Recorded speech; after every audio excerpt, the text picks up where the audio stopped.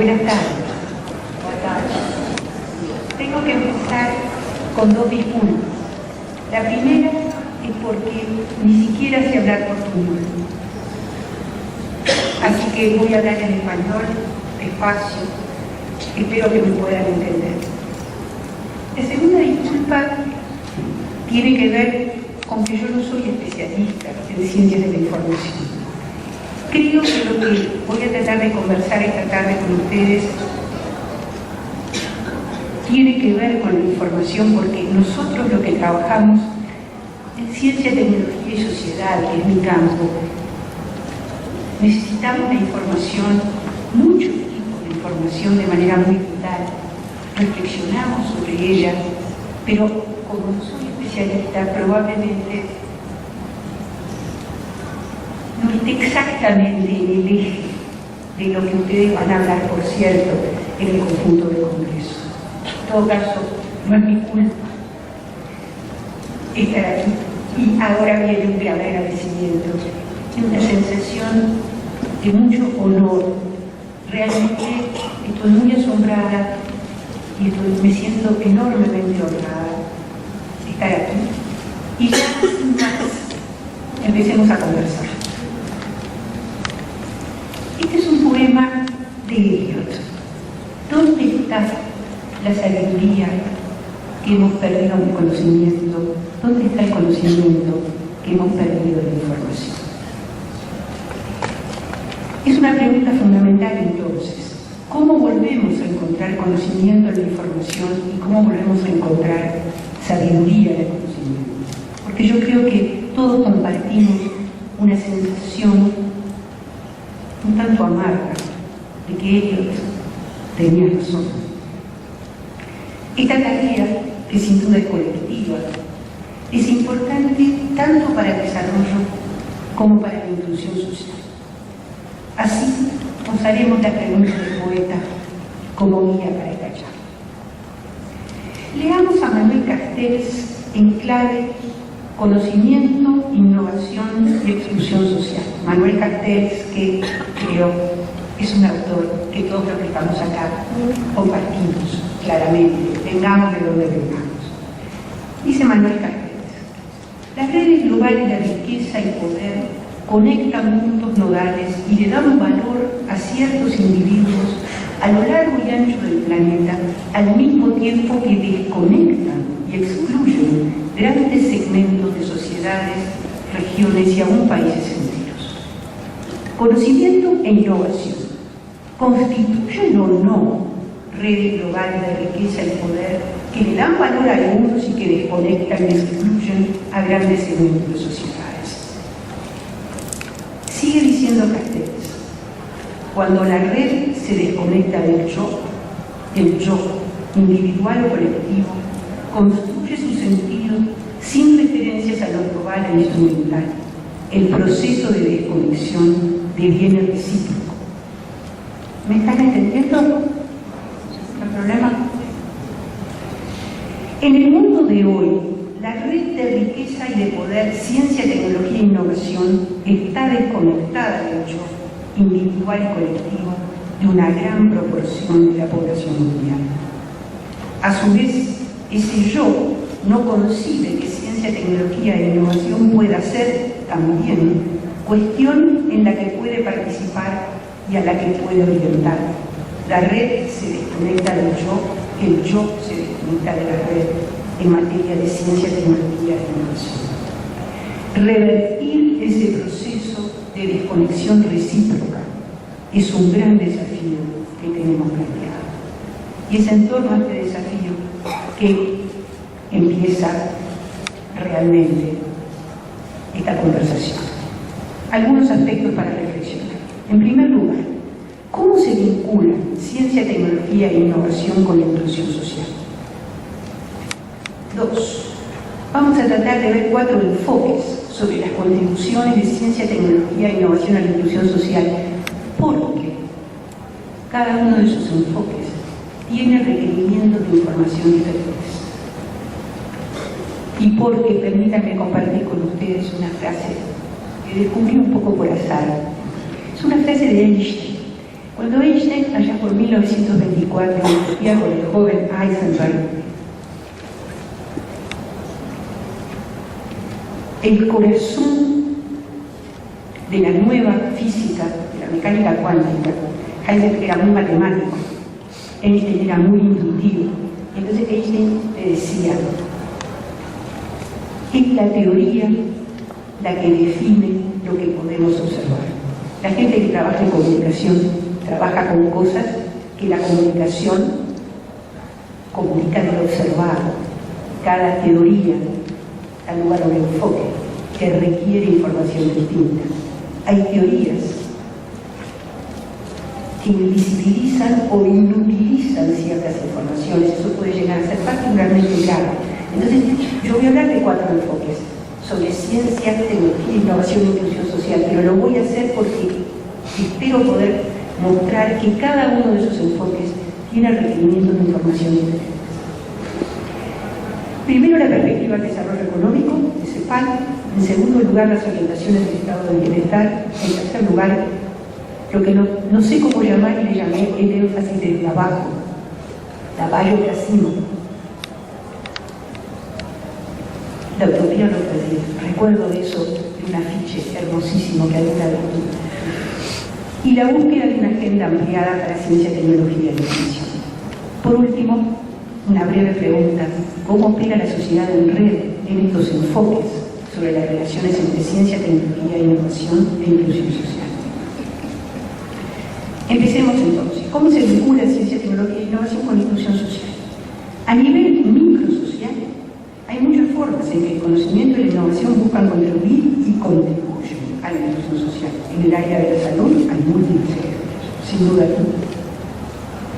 A nivel macrosocial, sin embargo, sobre todo si se piensa en la potencia que tiene ciencia, tecnología e innovación, no es demasiado lo que se ha logrado.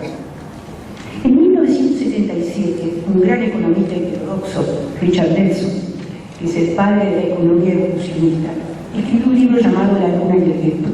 En ese libro él se preguntaba, ¿pero cómo puede ser que podemos mandar un hombre a la Luna y no podemos terminar con los vientos? Hace un cierto tiempo, en la American Association for the Advancement of Science, había un señor casi desesperado que decía, ¿cómo puede ser que en ciencia todo ande cada vez mejor y nos sintamos cada vez peor? Eso tiene que ver con una desconexión profunda entre la potencia de ciencia, tecnología e innovación y la persistencia de problemas muy severos de exclusión social. Entonces, la pregunta, ¿por qué somos tan poderosos en CTI y tan débiles en inclusión social?, sigue vigente. Para intentar responderla, debemos indagar un poco más en el concepto de inclusión social, a ver si realmente es que la desconexión sigue vigente o que estamos definiendo mal. ¿Cómo entendemos la inclusión social? Mejor distribución del ingreso mediante, fundamentalmente, el acceso a empleos de calidad a través de una mejor educación es una respuesta clásica, es la respuesta que sigue dando hoy, agosto de 2012, la CEPAL, en su nuevo libro sobre desarrollo e igualdad, que sigue el libro de 2011 que se llamaba La Hora de la Igualdad, que hace 20 años se llamaba Transformación Productiva con Equidad. Esa es una línea, y es una línea profundamente correcta, sin duda alguna. Sin mejor distribución del ingreso, mediante el acceso a empleos de mejor calidad a través de una mejor educación, no hay inclusión social. El problema es que, ya vamos a ver cuál es el problema, pero vamos a mostrar primero esto. No sé si lo pueden ver bien, sí, creo que sí. Eso es el mapa, eso está hecho por el Banco Mundial. Es el mapa del índice Gini. El índice Gini, como ustedes saben, es el índice de desigualdad, es 0 cuando hay igualdad absoluta, es 1 cuando hay desigualdad absoluta. Los colores del mapa son tanto más oscuros cuanto más desiguales son los países, y más claros cuanto más iguales son. América Latina sigue siendo el continente más desigual del mundo. Mi país, Uruguay, está clarito, ahí chiquito, entre Argentina y Brasil. Los únicos dos países de amarillo, no sé si lo llegan a ver, son Dinamarca y Japón. Pero América Latina, con Bolivia, la roja Bolivia en el centro, muestra que mejor distribución del ingreso, porque el índice Gini mide distribución del ingreso, mejorar esa distribución es sin duda alguna un desafío fundamental para la igualdad, para la equidad, para la inclusión social. Sin embargo, ahora viene una larga cita, que lo que viene a decir es que, si bien es importante, la mejor distribución del ingreso no es suficiente.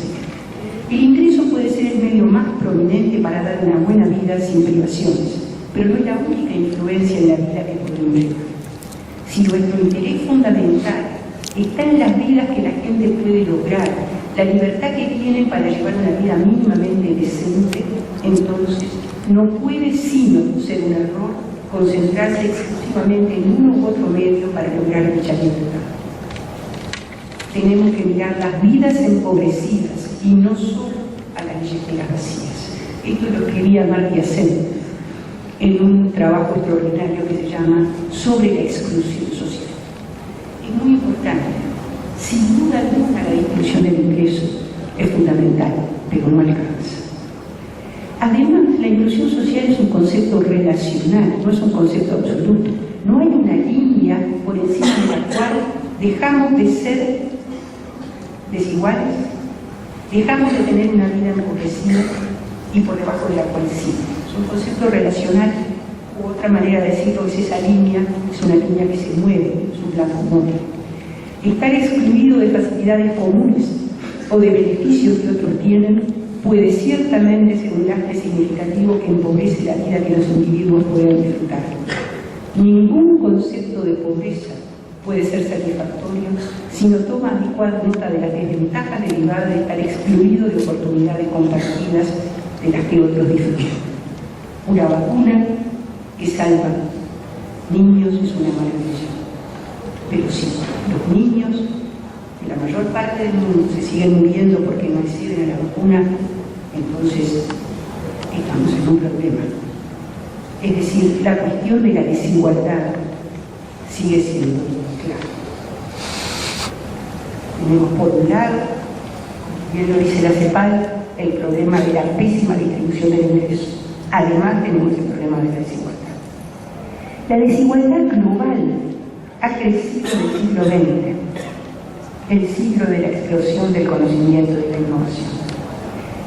Estos datos son de Branko Milanovic, que es un economista del Banco Mundial que acaba de publicar un libro en el 2011 que se llama Los que tienen y los que no tienen, una breve e idiosincrática historia de la desigualdad global. Fíjense ustedes, entre 1879 y 2000, a lo largo de todo el siglo XX, el siglo de la ciencia, la tecnología, la innovación, nunca en la historia de la humanidad hubo tanta ciencia, tanta tecnología, tanta innovación, tantas cosas, y sin embargo, globalmente, el resultado es que la desigualdad global creció. Una desigualdad basada en el conocimiento prevalece en el mundo de hoy. La frase de un gran sociólogo norteamericano, Charles Steele. ¿Está bien? Entonces, vamos a aceptar, si les parece, de manera provisoria, dos afirmaciones. Uno, la desigualdad ha crecido.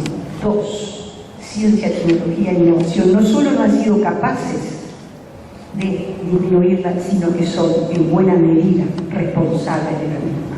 Y ahí estamos todavía más. Cambiemos nuestra pregunta A por esta otra.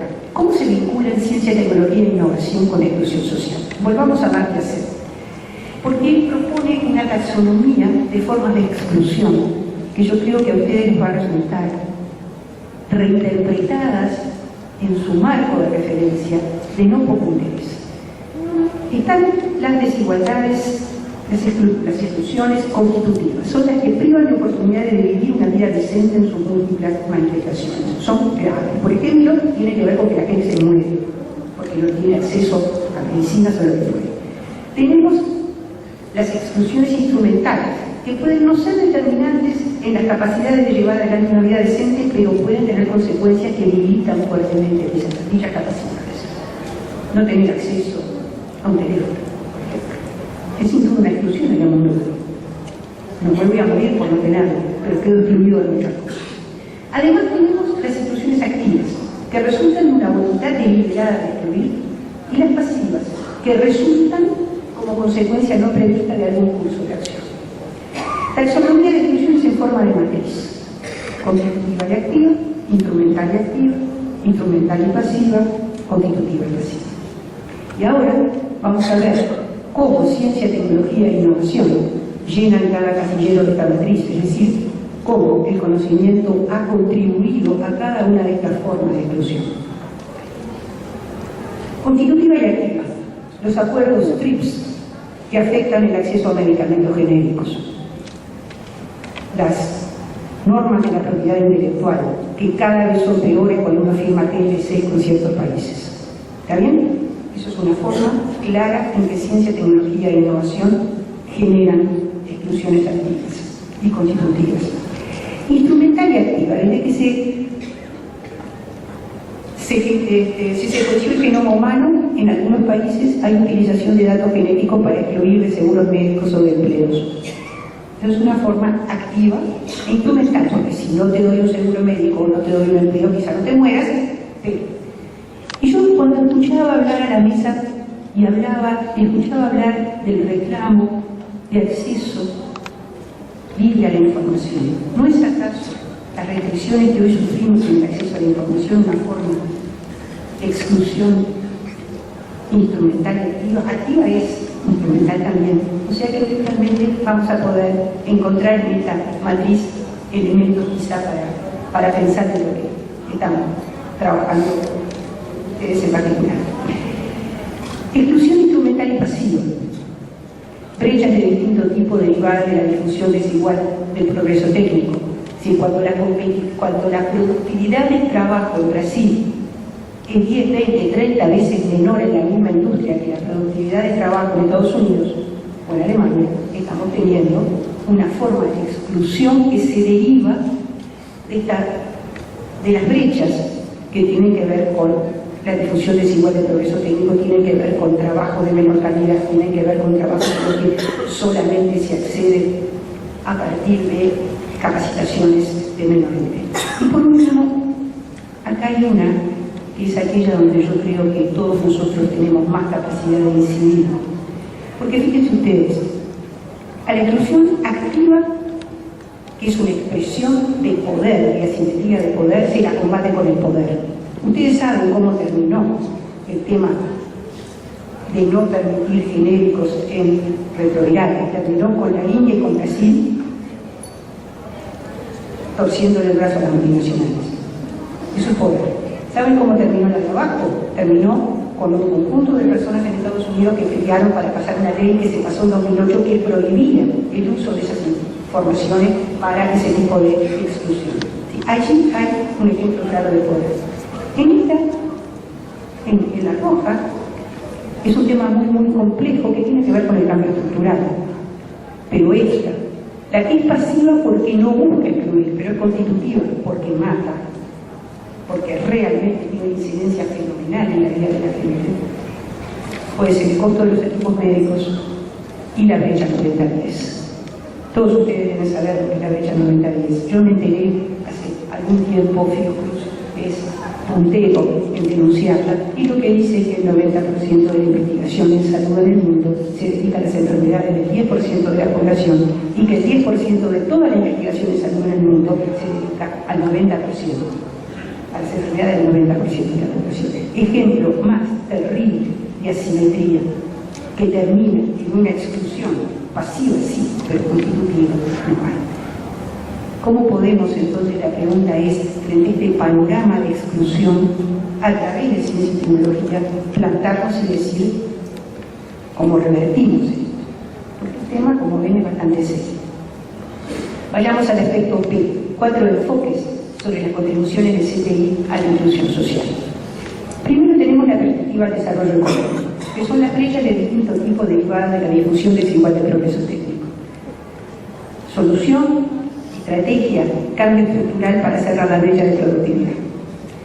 Mejorar la distribución del ingreso y el empleo y tener políticas sociales compensatorias. ¿Por qué? Porque el cambio estructural también produce desempleo, también excluye a aquellos que tienen menor nivel educativo y demás. Esta es una estrategia complicada que a largo plazo puede dar resultados, a corto plazo necesita políticas sociales compensatorias. Y aunque a la gente de la CEPAL no le gusta mucho que no se lo recuerde, hubo un gran economista llamado Keynes que dijo que a largo plazo estaríamos todos muertos, así que necesitamos soluciones realmente de corto plazo. Cambio estructural. ¿Qué necesidad de información tenemos aquí? Acá se trata de transformar a la economía en algo más competitivo. Acá viene toda la información, toda la búsqueda de información asociada con la innovación en el sector productivo, que ayuda efectivamente a mejorar las capacidades que tenemos para ese cambio estructural. Esta es la perspectiva, digamos, del desarrollo económico. De esta manera la CEPAL cree que ciencia, tecnología e innovación, luchando por lograr el cambio estructural que permita cerrar la brecha de la productividad, de esa manera ciencia, tecnología e innovación ayuda a la inclusión social. Una crítica fuerte a esta mirada, que es una mirada macro e indirecta, vuelve a estar de la mano de Amartya Sen. Amartya Sen dice: si el gobierno de un país en desarrollo, pobre, quisiera elevar el nivel de salud y la expectativa de vida, sería realmente estúpido que tratara de hacerlo intentando subir el nivel del ingreso individual en vez de buscar dicho objeto de forma directa a través de políticas públicas y de cambio social. Hay planteos que lo que dicen es: ciencia, tecnología e innovación sirven para hacer cosas que capaz que en el largo plazo sirven para incluir. Amartya Sen lo que dice es: no alcanza. Necesitamos poner ciencia, tecnología e innovación al servicio directo de la inclusión social. Eso tiene problemas fenomenales de información, como vamos a ver un poquito más adelante. El segundo enfoque son las orientaciones del estado de bienestar. Hay políticas de innovación estimuladoras de la demanda de conocimiento. Hay políticas de compra pública tecnológica apuntando a la mejora de los servicios públicos, con lo cual además hay un fomento de los aprendizajes nacionales. Hay atención a la opinión ciudadana, conferencias de consenso, evaluación social de la introducción de nuevas tecnologías. Hay atención especial a los desiguales, muy particularmente en el área de salud. ¿Qué necesidades de información tenemos aquí y para quiénes? Uno de los grandes desafíos de esta orientación es la enorme articulación a nivel de la política pública que requiere. El Ministerio de Salud Pública tiene que estar articulado con el Ministerio de Industria, el Ministerio de Industria tiene que estar articulado con el Ministerio de Desarrollo Social, con el Ministerio de Educación. Todo el mundo tiene que trabajar de manera mancomunada. Por eso la pregunta es: ¿para quiénes? Cada uno de los actores de un estado de bienestar necesita una información distinta para que todo esto pueda caminar. Lo cierto es que el estado de bienestar, estoy pensando en países como Holanda, en países como los escandinavos, han logrado realmente hacer de ciencia, tecnología e innovación una palanca poderosa para incluir a los excluidos, que no son nuestros excluidos, no son excluidos por exclusión del ingreso, son excluidos por otras razones, fundamentalmente por razones de salud. Después tenemos el énfasis desde abajo. Acá estamos hablando de tecnologías sociales, de la grassroots innovation, de innovaciones informales, de innovación originada en la comunidad. Hay un ejemplo extraordinario que es el Honey Bee Network, que es de la India. Es un fenomenal esfuerzo de información para recoger todas y cada una de las innovaciones que se hacen en el campo por parte de los propios campesinos, por parte de las mujeres. Es muy extraordinario porque fundirlo, que les interesa, entre esto está en internet y van a ver lo que es un esfuerzo sistemático por reconocerle a los innovadores invisibilizados un lugar bajo el sol y sobre todo para poder potenciar sus innovaciones. Hoy en día, quizá ustedes hayan escuchado la expresión Procure Innovation. Esto no es innovaciones para pobres, esto sobre todo a lo que apunta es a innovaciones por los pobres. Es decir, este es un enfoque donde el propio excluido construya a través de ciencia, tecnología e innovación, o a través de innovación o a través de tecnología, sus formas de inclusión. No sé si lo dije con claridad, que el propio excluido construya sus formas de inclusión a partir de la tecnología. Ese es el corazón de este enfoque. Es un enfoque muy interesante, es un enfoque muy importante, que comparte con otros, el anterior y el que va a venir después, un par de ideas significativas y profundas, en las cuales me voy a detener un minuto. Todos saben algo que tiene importancia. El conocimiento se coproduce entre gente que está en lugares distintos. La primera mujer que ganó el Premio Nobel de Economía en 2010, Elinor Ostrom, expresa estas ideas con particular elocuencia. En vez de presumir que algunos individuos son incompetentes, malvados o irracionales y otros son omniscientes, presumo que los individuos tienen muy similares y limitadas capacidades para razonar y comprender la estructura de contextos complejos. Por coproducción de conocimiento, entiendo el proceso por el cual insumos utilizados para producir bienes y servicios resultan de la contribución de individuos que no están en la misma organización. Todo el mundo, todos conocen algo. Ese conocimiento hay que respetarlo, hay que incluirlo, hay que usarlo. Y hay que coproducirlo de manera razonada entre gente que está en lugares distintos. Y aquí está la referencia. ¿Cuál es el problema que tiene este enfoque desde abajo? En algunas de sus expresiones se plantea un antagonismo entre lo que saben los de abajo y el conocimiento que surge de la investigación científica. En la sociedad capitalista del conocimiento, es indiscutible que la búsqueda de conocimiento no está dirigida en primer lugar a resolver los problemas de la gente, que no tiene cómo pagar por soluciones. Permítanme simplemente un pequeño detalle. Hablamos todos de la sociedad del conocimiento, pero nosotros estamos viviendo en una sociedad capitalista, ¿verdad?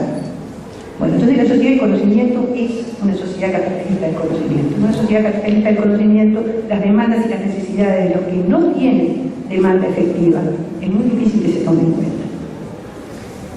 Ahora bien, ¿podemos sin más abandonar la investigación académica a lo que pueda hacer en la sociedad capitalista del conocimiento y no convocarla a contribuir a la inclusión social?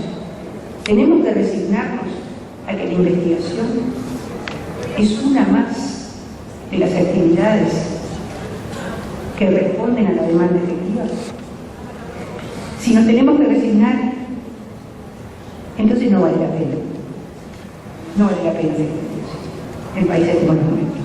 Pero yo creo que ninguno de nosotros se resigna y que es posible no solamente no resignarse, sino mostrar cómo se puede realmente, en el marco de todas estas dificultades, avanzar hacia un uso real del conocimiento para la inclusión social.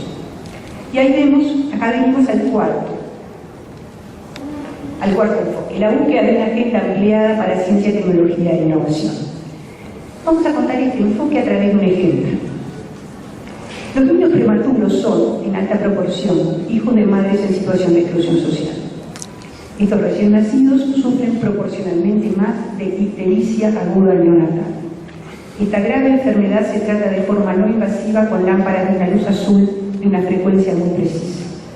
Hay dos tipos de lámparas en el mercado, halógenas y basadas en LEDs. Ambas son tan caras que los hospitales públicos no las tienen, al menos en el Uruguay.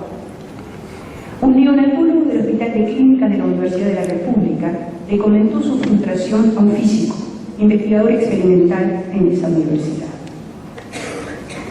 El físico ha tenido que fabricar lámparas él mismo para su laboratorio, porque no tiene recursos para importarlas.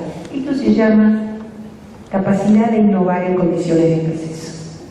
Y nosotros somos muy fuertes en eso.